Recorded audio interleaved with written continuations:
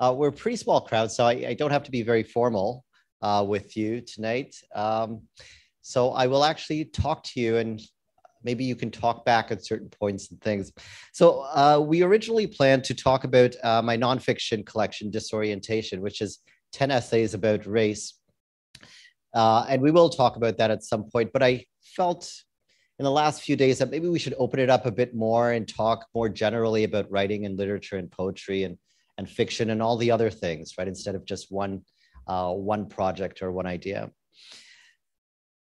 So this afternoon, this evening, I was hoping to read from fiction, poetry, nonfiction, from all the genres, all the things. And let's make it a bit more interactive than I was going to do. So where would you like to start? How about that? We can talk about nonfiction. That's the disorientation problem, race in America. And we'll get to all of them eventually. We can begin by talking about poetry. And that's where I began my writing. Or we can talk about fiction, right? Sort of big splashy novels and all of that. What's your desire? What's your preference? We can just hear. Yeah, what do you think?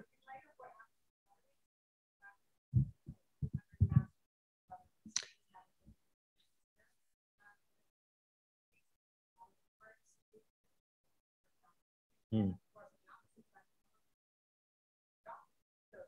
Wow.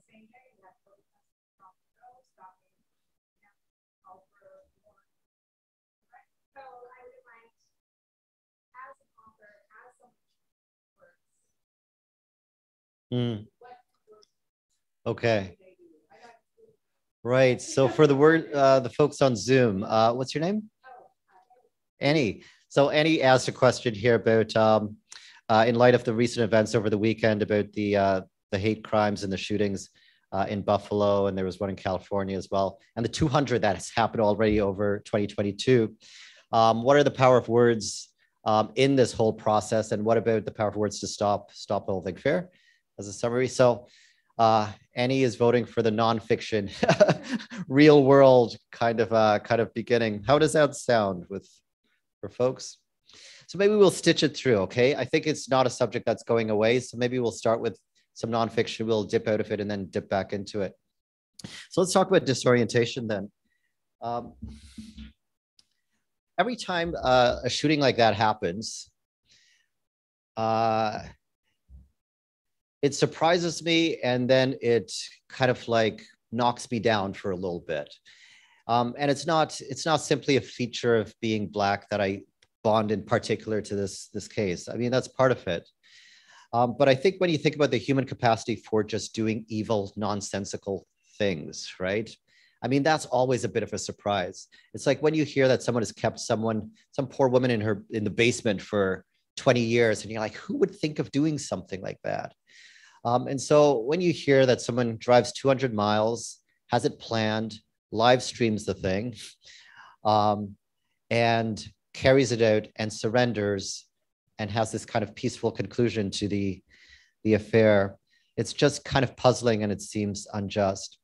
So I wrote Disorientation 2 years ago after George Floyd and the protests, and it happened in a moment with this kind of feeling, only it was being reported much more regularly. So we actually haven't heard about those 200 shootings. We have a number, but each of those represents, several lives that have been impacted by the loss and the grief. So 2 years ago, remember where the world was, okay? It seems like a long time ago. There was all of these racial justice movements and these things that were being brought to light about the systemic violence and just unfair killings of Black people. There was in Canada at the time, the pandemic was just moving over across the ocean, right? So mid 2020 or so, early 2020, it was no longer like a European and Asian issue. It was moving into North America. And with no end in sight, there was no vaccine, there was no way of predicting that. So Black people getting killed, pandemic sweeping across, killing people. And then there were, in Vancouver, where we were at the time, these wildfires sweeping up the West Coast, right? And so there would be smog and you wouldn't be able to open your windows. It would just have like this orangish sky and gray sky. So we had climate change, we had the pandemic, And then we had this real violence against Black people. And it really felt like this moment where the chances of the world ending were quite likely by one of these three things. And so I was in the middle of writing a novel, which I'm still working on here. And I thought, Ian, is this going to be your last project before things just collapse, right? Before nobody reads anymore and whatnot. And no, I was sort of arrested and I stopped working on the novel and I switched over to writing Disorientation. And I wrote it because there were a number of things that I was not clear about myself. And I think the subject of race gets sort of reduced to these kinds of black and white positions and issues. And for me, it was always more nuanced and complex than that. And I wanted to understand what was going on inside of me and in relation to the world. So I started writing this book. I'm going to read a little bit from the beginning of it. The first essay is called More Than Half of Americans Can't Swim. My resolution this year is to learn how to swim. It was my resolution last year and the year before. And well, let's stop there. I imagine myself falling out of a burning airplane into the ocean like an action hero. I crash into the water, conscious for a hopeful moment before floundering and drowning. The scenario is illogical, but I have my reasons. I also have several reasons for why it is taking me so long to learn. 1, all the pools that I've entered have been unpleasantly cold. And I don't like the sensation of cold water on my body, especially my back. I don't like the sound of underwater in my ears. You can feel the current of conversations around race, particularly in America. You're entering an environment that has cast you as rebellious, violent, and troublemaking if Black, and as blameworthy, racist, and heartless if white. None of this feels good washing over your head. 2, I haven't learned how to swim because of a story internalized from childhood that my aunt told me of a Black boy in England who was struggling in a pool. He could have drowned. And the swimming instructor said, "Leave him. No, don't float anyhow." I imagine the instructor turning away to deal with the white students while the Black child splashed and gulped. You already have an internal story that makes you reluctant or fearful to approach the subject of race. If you're Black, you expect any attempt to be met with pity or demands for proof.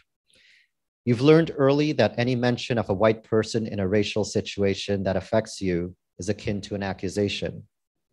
So you bear the microaggressions. If white, maybe you witnessed another white person get eviscerated for a joke or watching out for the welfare of the neighborhood. So you're just going to avoid Black people. If you see one leaning against a car, you're not going to call the police. That's probably for the best. You're not going to say anything whatsoever about race because you're not stupid. 3, the thought of learning to swim among 6-year-olds with water wings could be an amusing future anecdote, but I'd rather not endure that present awkwardness. I should know how to swim by now. So pride gets in the way. This type of pride is buoyed by shame rather than deflated by it. You should know more about race, but you're embarrassed to be counted among the ignorant, so you don't ask. Of course, there are adult swimming classes. My racialized friend attended the first session of one where the entire class comprised 3 shirtless racialized men. It was like swimming for immigrants, he said. You don't want to be in the company of people like you. 4, let's say I survive the classes and learn how to swim. Once the lessons are over, where will I go swimming? Am I going to doggy paddle in some public pool with Olympians zooming and sharking around me? Who's eager to get into emotionally murky waters with people who've been swimming a long time? 5, I'm afraid of the deep end. I wouldn't mind staying in the shallow end where I could put my feet down. Maybe I just need to learn how to float. If the plane crashes and I survive the impact, I could float on the water until help comes. When I get tired, I'd hold on to buoyant debris like Kate Winslet in Titanic. You can keep your head above water with a few popular opinions. You don't need to look into the faces of slaves in photographs. You get it. Slavery, bad. Equality, good. Respect Black people. If you're Black, you believe that your experience excuses you from understanding exactly what happened back then. Your experience is important, yes, but it's not everything. This is tricky. When you position yourself in history, you enter into a community of people with similar experiences, and you observe how the racial climate changes over time. For white people, it's worth learning some history and theory and more. It's worth having experiences of disorientation and discomfort as a means of empathy and as a way of accessing courage, which only grows from challenge and exercise.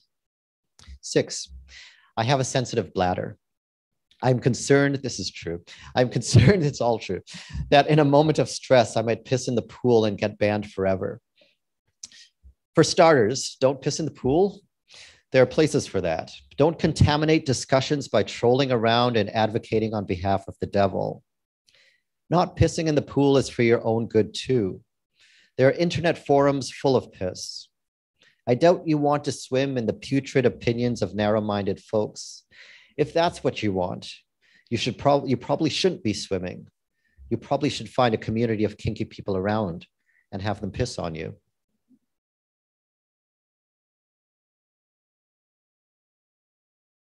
I'm going to skip forward. I don't know where the scenario of my plunging into the ocean and needing to swim to safety came from.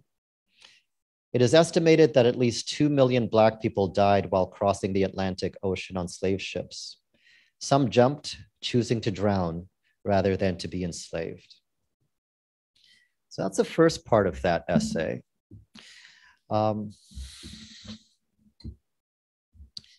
It remains a very hard subject to talk about, right? Because we've put up these kind of barriers of politeness and etiquette and appropriateness about what civil conversation looks like.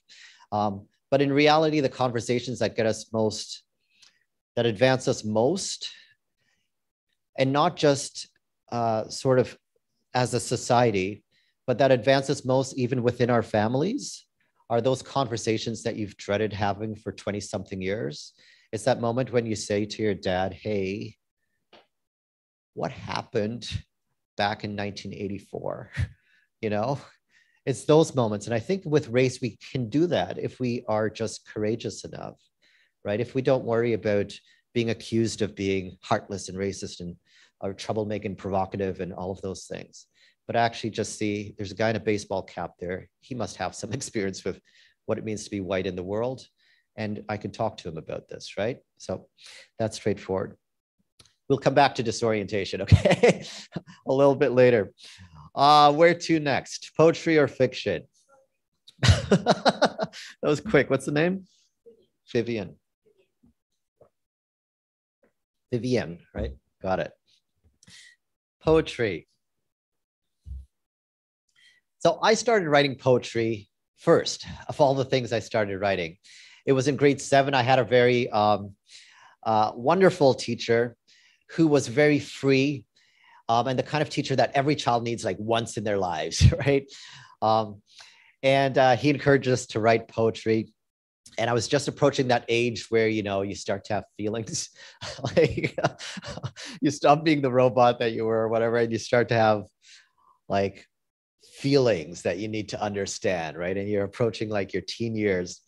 And they're bigger than you and they're overpowering. And it's not so much that you have the feelings, but I think more accurately is like you feel like you step into this big giant orb that has been like global feeling, right? This consciousness of like what Romeo and Juliet must have felt like. And suddenly you have entered into this space. So poetry seemed like the natural kind of vehicle for this thing. So in my heart, I always think about myself as a poet. The feeling thing is one thing. And the other part of it is the playfulness of poetry, right? It's the space where language really is at its freest, right? Where the rules break down, where you can do all sorts of interesting and unique things with arrangement. Things don't have to behave. They don't have to comport themselves grammatically in the same kinds of ways. And that liberation allows for new kind of combinations in language. So I'll read a few poems here. I'll read from Personals. This is a collection of like almost love poems, poems about people reaching out, often over a digital landscape, trying to connect with each other. Maybe this one. So here's a poem, very long title. And it's a poem that you'll see how it behaves in the middle there. So imagine you've got this friend who's always in love or whatever. He comes over, he tells you these kind of half-finished stories. And so what can you do with that half-finished information? But imagine the rest, okay? And so there will be a chunk in the poem where it is imagined. Long title. He will tell me later the story of the woman he has been alluding to all day. Because it takes 3 hours and gives him the blues bad. So not now, not now, later he promises, then falls asleep on my couch, shrugging his upper lip like a horse. Open parenthesis. She wore black dresses. They drank a lot of Beaujolais. She had been to Europe several times, spoke another language, French most likely. Worked for a firm, had a way of playing with her earlobes when searching for words. They did not touch. He held open doors. She had a son, divorcing the father. The father was still involved. So you understand, she said. Right, he said. They talked about their money. They talked about Gare Saint-Lazare. They talked about her son's teacher. They talked about maybe. There was a moment in his car when nothing happened. A moment when he thought nothing happened. She leaned towards his lips. Rien. She pulled her earlobe. Close parenthesis. He doesn't know where he is or what time it is when he wakes up, and he has a long drive and a trustees meeting in the morning. So not now, not now. Next time, he promises, and gets his harmonica and goes.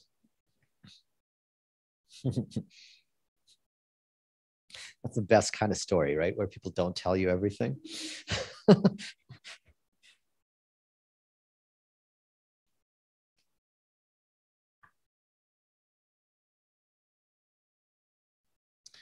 Echolalia is something that autistic children do, which is that they will hear a piece of speech and later on, out of context, they will repeat this piece of speech, right? This phrase or something out of context. And it has a kind of calming or soothing effect. But for the people around them, it can be quite bewildering, right? This repetition, taking things out of context. This poem is called Echolalia. Once one gets what one wants, one no longer wants it. One no longer wants what? One no longer wants what one wanted. A man and a woman want a woman and a man, or a man and a woman, depending on the man and the woman. Once one gets what one wants once, one no longer wants it once. Then one no longer wants it at all. Yes, then no.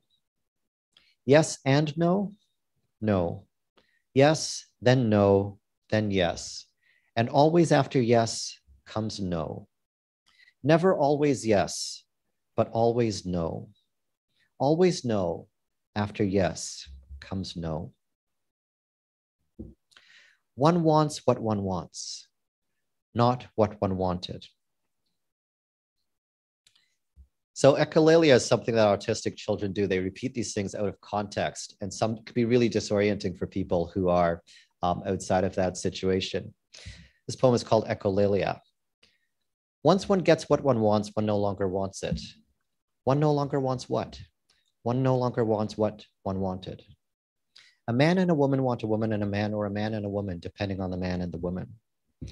Once one gets what one wants once, one no longer wants it once, or one no longer wants it at all. Yes, then no. Yes and no? No. Yes, then no, then yes. And always after yes comes no. Never always yes, but always no. Always no, after yes comes no. One wants what one wants, not what one wanted.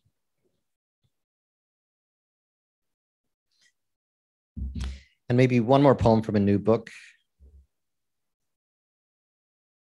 New book. This always happens, right? So it will seem like I write 3 books like back to back, 2019, 20, and 2021. And people are like, oh, you're so prolific. And then I'm like, yeah, but there were like 7 years between that last burst and this burst. And it's because I work in multiple genres at the same time. The last collection of poetry was in 2020. Who knows who knows what's going on with time anymore, right? So it was a couple of years ago, and it was called Word Problems. And it was trying to sort of couch ethical problems within these kind of mathematical word problems that we used to do as kids. I don't know if you remember them. Jim and Joe are painting a fence. If Jim can paint the fence in 3 hours and Joe can paint the fence in 5 hours, if they work together, how long will it take to paint the fence, right? So I take that kind of model, and instead of having these kind of mathematical things, I use the mathematical model and implant these situations that are impossible to solve, right? These ethical things that just aren't as neat and tidy as the mathematics. So the entire book isn't like that, but that's one of the things the book is doing. The other thing the book is doing is it's trying to bring grammar to the surface. Where to start? So the book just misbehaves in all of these ways, right? So for instance, along the top of the book, I'm sorry, I didn't pack it with me. There's a poem that runs in one line across the top of the book. And so it cuts through the entire book. And then halfway through, it switches and moves vertically, right, through the entire book. And this idea of like a poem being a discrete thing on a single page, I wanted to kind of undo and have poems that in fact occupy more than their physical space, right? As much as the book can allow for that to happen. So, and what I said about bringing grammar to the surface too, you will hear the poems sound like if they are nervous or jittery or unsure of themselves. But in fact, what they're doing is they're trying to pursue multiple avenues simultaneously. We do this all the time, right? You're thinking of something, and there are about 5 ways that you can construct the sentence or end the sentence, and you want to say them all. And so sometimes it does that. So I'll maybe read an example of how that sounds. This poem is called Corrections. Corrections. And it's when I taught in the States, one of my students died mysteriously, let's say, died mysteriously and tragically. And he was a brilliant student, but not a good student. You know the type, right? Really brilliant internally in here, but would just sleep through and show up like half an hour to class and then come with this. I'm trying my best.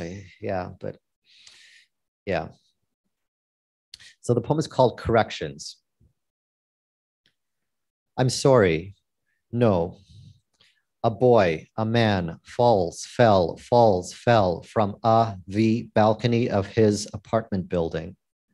A man I know, used to know, when years ago, back when he was something, a colt, a mountain goat, but human. An accident, she, his girlfriend, his ex-girlfriend, maybe by now, told me, called to tell me, texted me. Sorry to have to tell you this by text. It happened like that this morning, that morning. That happened that morning, about this time. Sorry to have to tell you. Someone, one of his friends, the one you know about as well as I, the one with the name, the clouds for hair and eyes, the cloud for voice. That friend was there that morning when the waves were coming in like Arabian stallions. When he rained, the sea was sweating in the sun when a splash quite unnoticed. The plowman may have heard the splash, the forsaken cry.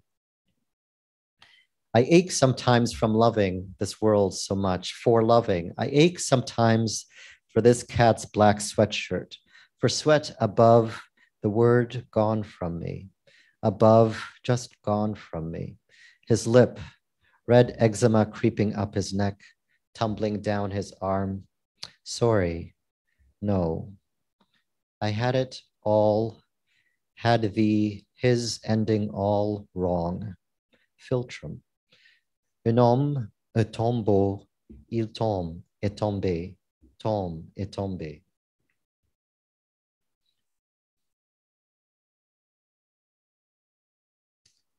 Huh. Let me give you an example of how the word problems work.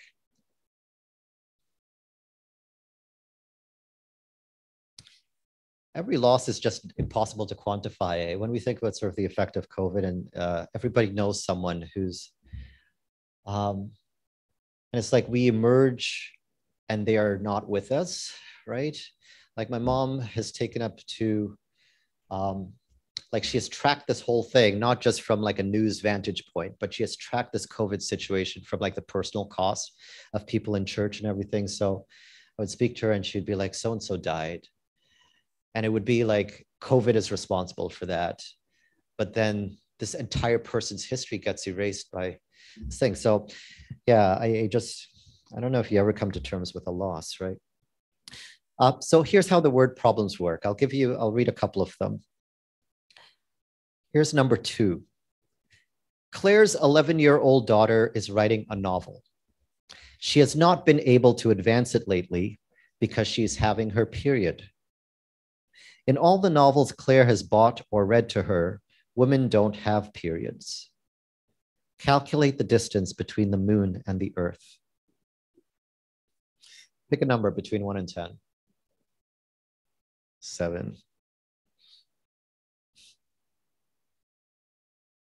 Oh, 7 is a multi-part question here. 7A, here's 7A. Sarah's friend texts her, "I'm confused. Did you get my message?"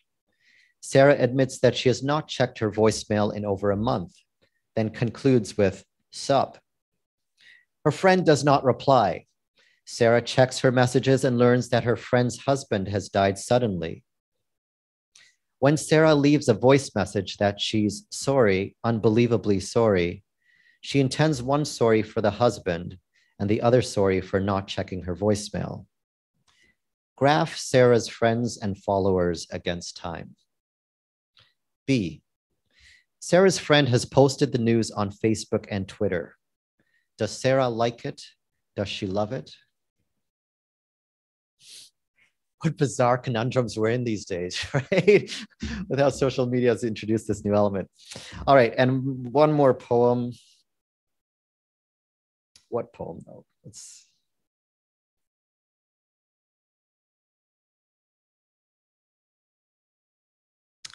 How about this poem? It's called Hair is Choking the Drain. It's about cleaning bathtubs. Take a different course here. Hair is choking the drain, but we need that bathtub story. You'll hear something else happening, right? You'll hear another story. Hair is choking the drain. Someone should clean it. The drain in the tub and the drain in the sink with a hairpin or a paper clip or a finger. Not it. Clean them. My friend in Africa has a cleaning lady. They are both Black. He tidies up a little before she arrives. Not too much. Not to repeat myself. They are both Black, just a little, because, shall I go on? And he doesn't ask her to fold his laundry because his underwear, something about touching his. He told me, but I forget, that he came home one afternoon and found her taking a shower in his, it goes without saying, yet in his bathroom. There's no hot water where she lives. And she's been drinking his bottled water. There's that. So anyway, so now there are plot developing tensions between them that can't be addressed because she's, and some of the hair in the drain could be hers.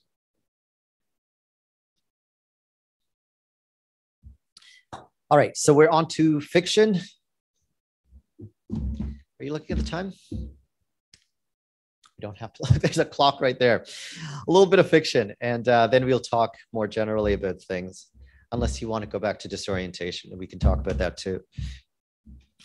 So I'll talk about reproduction. There's a different cover on this side of the this side of the Atlantic. And this was the thing that took me 7 years to write. Yeah. And Yeah, I was saying to Jai and to Audrey today, but just there comes a point when you're writing a novel where you feel like this cannot be done, right?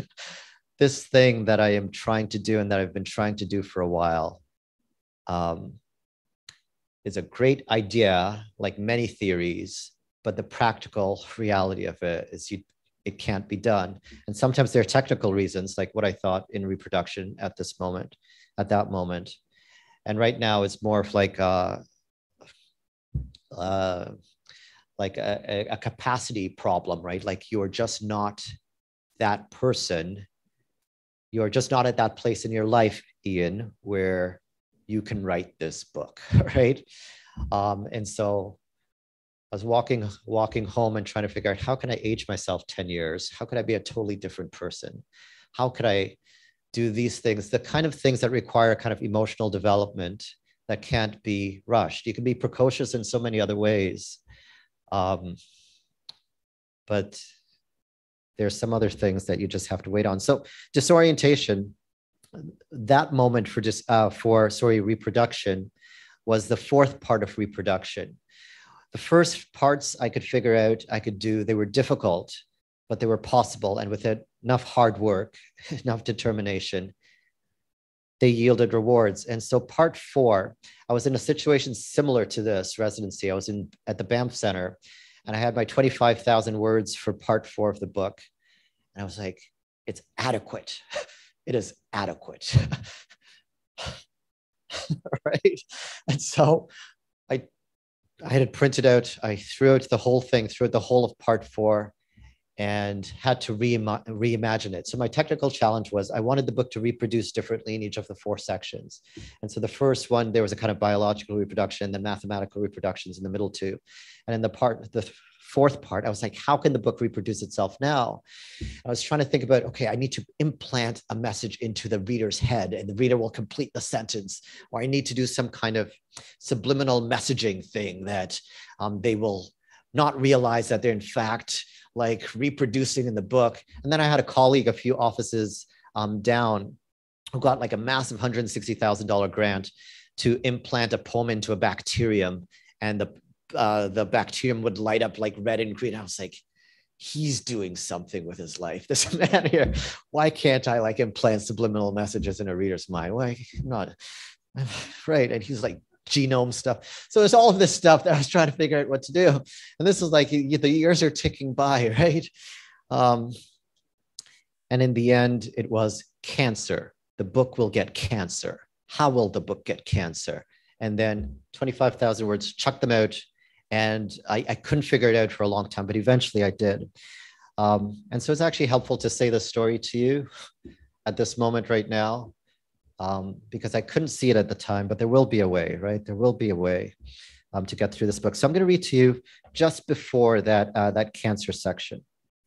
And so the book does get those tumors at the end, and it's a very uncomfortable read for the reader. Just before that happens, there's this interlude called a sex talk.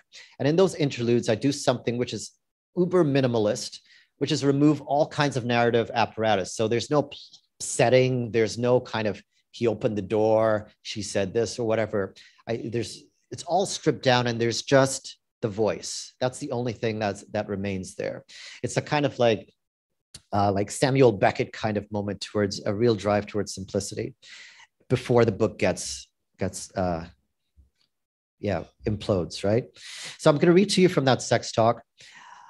A child, all you need to know is a child is speaking to a kind of older brother figure, and this child does not know his origins. And as in many families, there are these lies or these stories that we tell within our families in order to live within those structures. And so this is kind of like how this child's story about where he came from originates.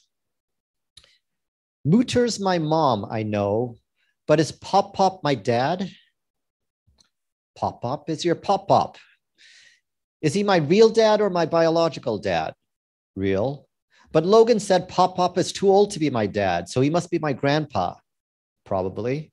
How probably? How can he be a grandpa and my real dad? because he's your pop. I'm not crying. I was just kidding. Nobody dropped you from the sky. Then where did you find me? In a box in the garage. I'm kidding, right? We didn't find you anywhere. You were born just like a normal person. How's that? You know what? Go to Pop upstairs and ask him that. Logan was, you got to stop talking to this Logan. Logan was saying that Mutter wasn't my real mom. He's an idiot. You can't listen to anything he says. He knows stuff though. He eats his hair. You told me that. Only because it makes it grow back. But listen, Army, Logan said Mutter can't be my real mom because she's black. And I told him she wasn't black. She was brown. And then he said he was white and I was white. I said, no, he was pink. But then he said his mom said that Mutter was black and that you were half black, like gray. But I don't even know when was the last time his mother saw Mutter. Let's everybody go around the table and say who their biological mother is. How about where instead? Okay, where? I'll go first because I'm easy. Mine is in the movies. Let's everybody go around the table and say what their biological mother is doing right now. You're obsessed, little riot. You go first. Okay, she's staring at Pop. She's putting her fork down. She's getting up. She's walking to the kitchen. She's trying to get me to stop. She's saying stop. She's flapping. Okay, what else is she doing? She's coming back. She's sitting down. She's giving you some cherry tomatoes. No, I already ate mine. Eat 2 more. We can play, but you got to eat at the same time. Okay, my turn. My biological mother is making a movie with a lot of guns and blood, and she's doing her own stunts. Mutter, you have to say. Her parents are dead, Riot. All 4 of them? Yeah. Are they dead in heaven or on earth? Heaven. Still, what are they doing right now? No. Everybody has a biological mother and a real mother. Not everybody, Riot. I just got the one mom and dad. No, you got 2 moms and 2 dads. Everybody's got 2. Aren't you supposed to know this? You're like 100 years older than me. Don't believe me if you don't want to. I have 2 moms and 2 dads. I don't know about you. You must have been poor. Tell me about her again. She's an actress, very beautiful. How beautiful? Like smoking. Tell me again. She used to act in soap operas and action movies and sometimes do voiceovers on the radio. I think she might have read the news at one point. Did you know her? Yeah, before she got famous, I was the one. Yeah, I was the one who told her to lend you to us until she finished making the movies, right? Right. Because she has to be thin in the movies. You got it. And they couldn't have a baby crying on set all the time. They don't like babies in Hollywood. What do they do with them? You know. Tell me again. They put them in wicker baskets and float them into the ocean, like Moses. That's where they got the idea from. So you and Mutter and Pop and Heather and Hendrix all saved me. And Dad, my biological dad, not my real dad. I told you 1,000,000 times, Riot. Just tell me again. He's in the army, the Turkish militia. See, you know all this already. And if he finds you, he's going to hold you up by the leg and take his scimitar and cut you in half down the middle. He's a bad man, the worst. So we can never, ever let him know where you are. Okay, I'll stop there. Maybe this is a good place, Alice, to just stop, right? Time-wise? Yeah. We'll stop, we'll keep it going. Are there any questions in the room? Yes. Questions or thoughts or anything? Questions or thoughts? Or... I actually do. It's about you, and I assume that you're making a living as an author, and you're, you know, as well. You're also a professor, so you're doing both. But this is still considered the arts. So what kind of gave you the courage to say, this is going to work. I'm going to go for this. I'm going to start writing these words and write books and live off of this. I'm asking because I'm an artist myself, not an author, but well, I actually am a poet, but yeah. So like what kind of gave you the courage to say, this is possible and I'm going to go for it? Right. Good question, Vivian. So the first part of that question, I thought you were going like, you know, when you type in somebody's name in Google and the next thing that pops up is like net worth, right? I was like, she was like, you make your living off of this. It's an interesting question, right? So at what point, and even like your little hesitation there is like pretty telling. There comes a point too where it's not even the money that legitimizes you. There's something that clicks and says like, I'm going to start calling myself a poet. I'm going to start calling myself an author or a writer of some sort. And when did that happen? You know,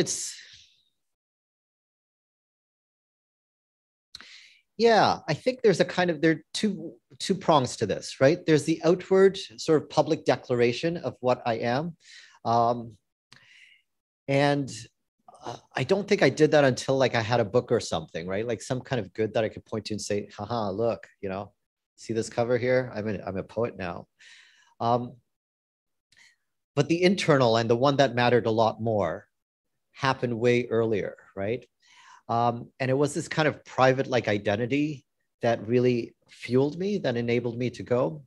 And so that happened somewhere in high school, right? The sense that I'm a poet. And yeah, I was doing other things and I had other targets for my life.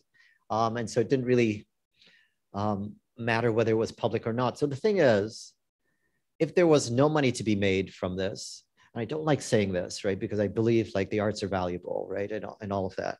And people's time and labor and yeah, it doesn't have to be commodified or crass, but it's still valuable. Yet, if there were no money attached to it, and if there were no opportunity attached to it, right? And if there was no side benefit, if there was no fame, if there was no perk, if I was still 42 years old right now and hearing about those things in the news, and I was working as a doctor or whatever I would be at this point in my life, I would still be going to my basement this evening and writing something, right? And I would still be walking home from work and thinking, Ian, do you have the capacity to write that thing that you're writing, right? And so who cares if nobody reads it or whatever? Can you do it? And there's a kind of personal satisfaction that's far greater than all of the other stuff. The other stuff happens, but that other thing of like, I just need to do this. It's a compulsion, right? I just need to do this. And don't expect me to explain like why this is important and it's not contributing to the GDP of the universe or whatever, right? But maybe in 100 years, we might know why it's important to do this, right? But I couldn't quite tell you, yeah. So, yeah, I hope you start claiming it, right? For what it's worth, just, I'm a poet, yeah. Yeah.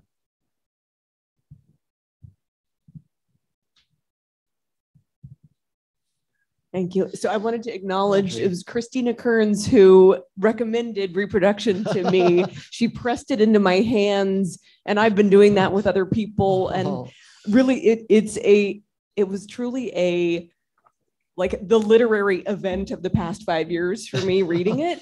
And so I think people can see it's technically virtuosic, but it's highly readable. I would rush home to read it, which is rare these days. So I'm just wondering, so there is a question there, which is, so you threw out part 4, it was adequate. So where did you end up with it? Did you feel fully satisfied with it? By the end of it, right? And this is it. So my agent had been asking for this for years, right? She'd been asking it for years. And every year I kept promising, like my New Year's resolution thing, I was like, by the end of the year, you'll have it, Denise. You'll have it at the end of this year.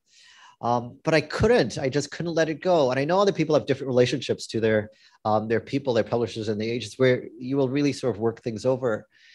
But I can't you can't put a plate of like half-cooked rice down in front of somebody knowing that it's half cooked, right? Like you got to do everything possible to it. So until I was fully satisfied, yeah. And that full satisfaction meant like I had actually achieved the vision that I had for the project. And it's both that, it had to hit all cylinders. And there's that moment where when I start reading it back to myself and I'm kind of giggling or I'm kind of laughing, and then I know that I've crossed over from writer into reader, and I'm like no longer looking for flaws and no longer trying to like engineer this thing up. I'm actually just purely lost in the universe of this. I've actually forgotten that I've written this thing, and it's I've become part of the fictional kind of gravity of the book.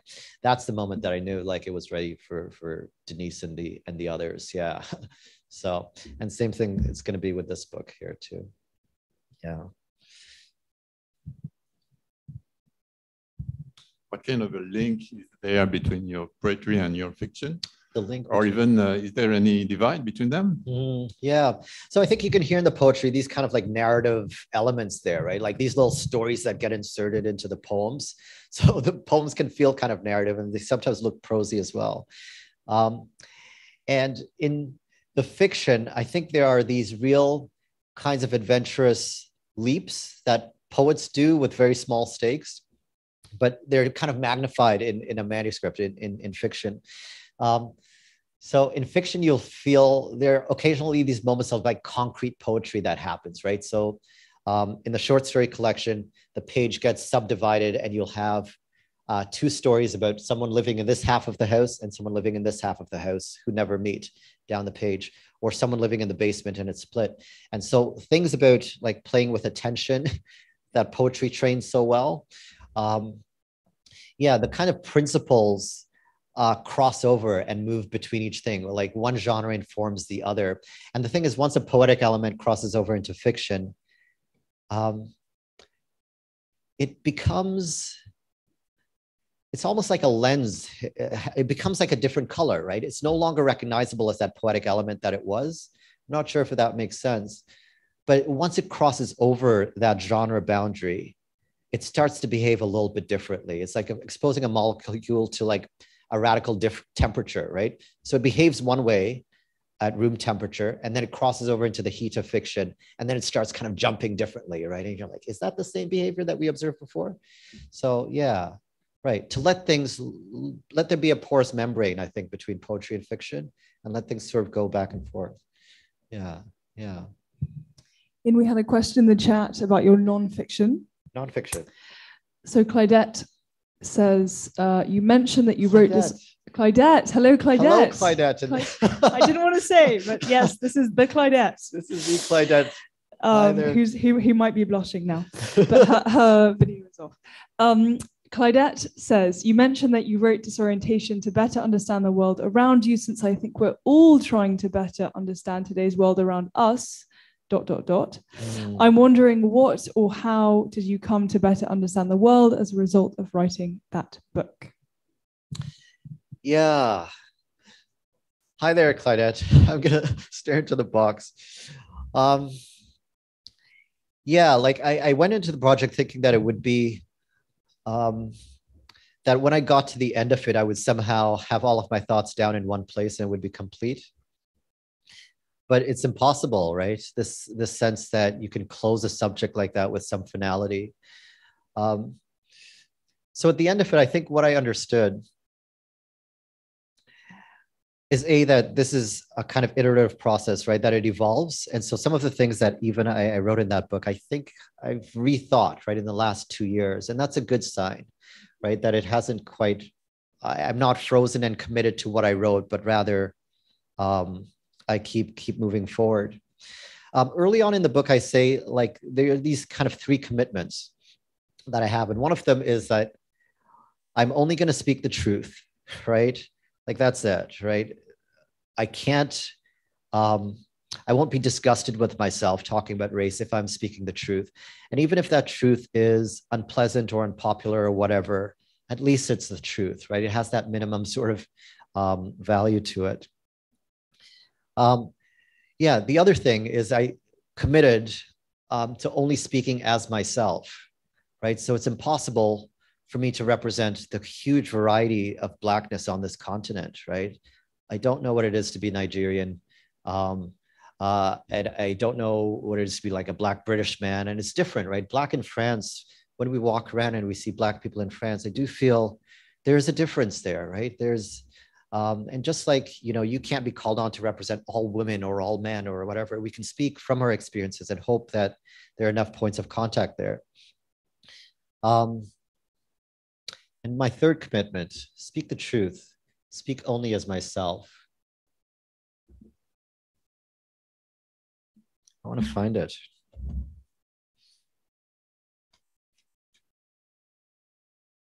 Ah, that's right. To take the risk of speaking, right? So for the years up to this point, I was just quiet, and that meant being well behaved. A lot of the spaces that I have operated in from university upward throughout my career have been controlled by a kind of unspoken, code of whiteness, which made it very hard for me to speak directly about these things because I was often the only person in the room feeling and thinking these things. So yeah, in the process of writing this, Claudette, that third one is really important, right? Like, I'm going to take the risk. And even if I get shamed out of it, or even if there's an attempted cancellation that we all fear now as a result of it, so people are going to cancel you for what you take the risk, right? And hope that there are enough like generous people in the world who understand that this is only a record of your thinking at this moment. So yeah, in 25 years, if I rewrote this book or something, then let's see what I think then. It's going to be a very different world, right? It's the same thinking can't apply. Yeah. I actually had a follow-up question. I have two. The first would be in relation to taking the risk. Because I was rereading your collection this morning, Ian, and early on you say that you see disagreement as an opportunity to test and tune one's argument, right, as opposed to double down and be defensive and inhospitable. Right. Can you talk about this? I don't think this is how everyone sees disagreement. Right. That's right. Right. So one thing is like we want to avoid disagreements, right, between, especially in this kind of charged subject. And so we just don't want to talk about this because we don't want to offend and we don't want to hurt and all of that. But when there are those moments of when someone says something that's like a little bit offensive to me, but that person isn't quite aware that it's offensive or whatnot, or they're trying to double down or trying to like justify why they think this or that, like to hear that person out. And then to posit my thinking and say, hey, actually, in fact, I think blah, blah, blah, blah, blah, blah. And if that person comes back with why, it behooves me to sort of consider, to incorporate that somehow, right? Before I just kind of outright reject it because it's coming from so-and-so, to say, okay, why is that valid from that person's point of view, right? It's really never to shut something down. And actually, I think this is one of the problems I have. There are these, I was talking to Claudette about this a couple of days ago. Writers I really admire who always seem to say the right thing at the right time. You ask them for an op-ed and, you know, Margaret Atwood is in The Guardian saying exactly the right and true thing, right? And this sort of being comfortable with disagreement and ambiguity and uncertainty and middle ground and grayness and all means that I don't have those kinds of ready-made positions. It means that it takes a long time before I arrive at the thing that I know to be true. And that it's constantly sort of being chiseled away, right? Being chipped away. So yeah, I can do this kind of frustrating vacillation, which when, as a Black man, people want sort of militancy and they want like a really strong, be outraged, Ian. And like, that's not even me as a human being, right? So I can't like perform the outrage in order to meet that act. So yeah, that's it. And my second question, Ian, is well, you mentioned Atwood, and then you mentioned Beckett in your briefly in your presentation. Specifically on the level of form, who are you reading and who is informing your work? For form, so today actually I was just browsing the stacks because we can do that again at libraries. So I was browsing the stacks and I was like, I need someone who's going to give me a bit of a formal spark today, right? And so I went to Ali Smith down up on this floor and I flipped through a little bit and see, okay, what is she doing? What is she doing? What is she doing? But my problem is not formal right now. It's about sort of like emotional heft, right? And so I read my first day in the library here, there was a display of Meg Wolitzer's The Wife on there, a red book cover. And so I was sitting down there waiting, and I just read the first few pages, and I finished it last week sometime. And so that has been really good. And I think it's the kind of book that you read it and you realize, oh, right, like she did it so well, right? She has that combination of like both being like humorous and weighty and sharp with her descriptions. And why is anybody else writing books at this point, right? It's that kind of moment. And you have it just briefly after closing the book and feeling satisfied. And so I had that. And so I looked at another of her books this morning. And then I went to the Beckett section downstairs in the 800s. And I was trying to get his plays, but I just didn't like the plays that were there. And I was like, so, you know, when like nothing's quite hitting the spot and I want someone to say like, just tell me what to eat right now, right? Just prepare the thing for me to eat and I will eat it. So I go all over the place, but it depends what I'm looking for, right? There's no single person that I go to for a particular thing, but it's just, you kind of feel around your bookcases if you're at home and you reread passages. So yeah. Thank you. Yeah. Yeah. Yes, of course. You talked about not always being in the space to finish it or like get the words out and finish a thing. Has it ever happened for you where you've started a project and it's been like, oh, actually, no, never mind, I can't, not. And also where you've revisited those type of projects later on and were able to finish. Yeah. Or like, and also like, would you ever be satisfied with never finishing? Like, do you always have to finish, or would you be satisfied with like, not finishing a project that you started? Oh, my gut tells me that feels like a kind of failure, and I'm well acquainted with failure, you know.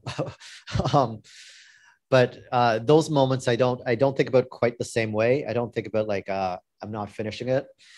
So I don't have the drawer of like discarded things. Instead, I have the drawer of like things for later, right? So I just put them away. And so they're, you know, dozens and dozens of poems that are like, oh, I don't know how to finish this now. And like little bits of story that are like, oh, this might go somewhere at some point, right? Yeah, and even like this novel that began as part of reproduction that got like severed off in draft 4, I think. And so it became a not yet kind of thing. And maybe it's still a not yet kind of thing. Who knows, right? But I have this sense, like this great kind of optimism. Maybe you're not seeing it exactly this evening, right? But this great optimism that eventually the thing that sparked this will eventually flare into light, right? Given the right circumstances. Yeah. Yeah. Thank you so much, Ian. Can we have a big round of applause?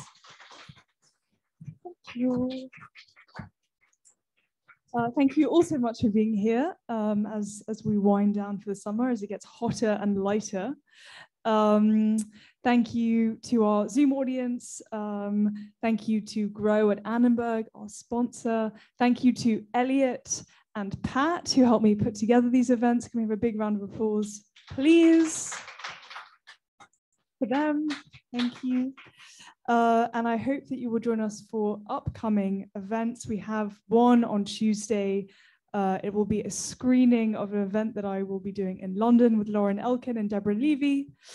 So no one will be here in person, but we will be filming it. So please come and engage. And I think that's everything. I hope you have a lovely rest of your evening. Ian is our visiting fellow for the next couple of weeks. So do come to the library. He'll be around in the Beckett section, in the Alex Smith section, and have a lovely evening. Thank you, everybody.